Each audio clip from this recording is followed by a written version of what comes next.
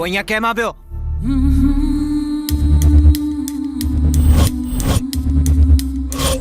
આપણે ખાવાના નામે ઝેર ઉગાડીએ છીએ, ઝેર. આખો દેશ જે રાસાયણિક ખેતી કરે છે એ બધું ખોટું.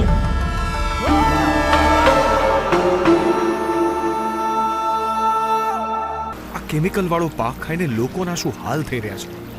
જે રોગોનું નામ પણ નહોતું સાંભળ્યું ને, એ બધા રોગો આજે ઊભા થયા છે. એ બધું કેમિકલના કારણે. બ્રિટનના એક સાયન્ટિસ્ટ એલ્બર્ટ હાર્વર્ડે કહ્યું છે, જેની માટી બીમાર એનો પાક બીમાર, અને પાક બીમાર થાય ને તો માનવ જીવન બીમાર થાય.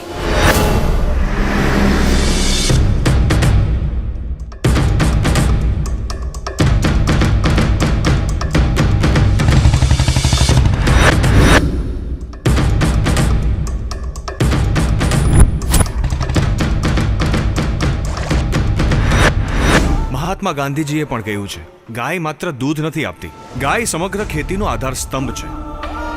મને નથી લાગતું કે ભવિષ્યમાં જમવામાં કંઈ રસકસ, કંઈક સત્વ, કંઈક ગુણ રહી જશે. મને પણ એ જ વાતની ચિંતા થઈ રહી છે.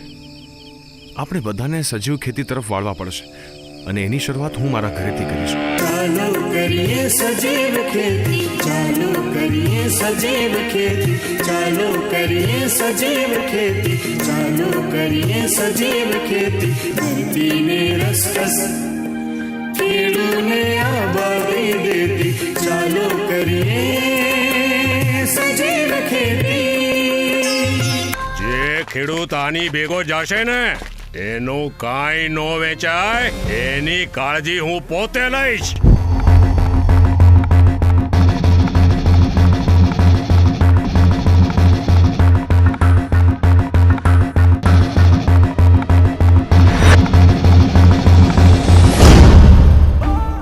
કાકા, કોઈક તો ખરીદશે જેને કેમિકલ વાળી શાકભાજીથી નફરત હશે.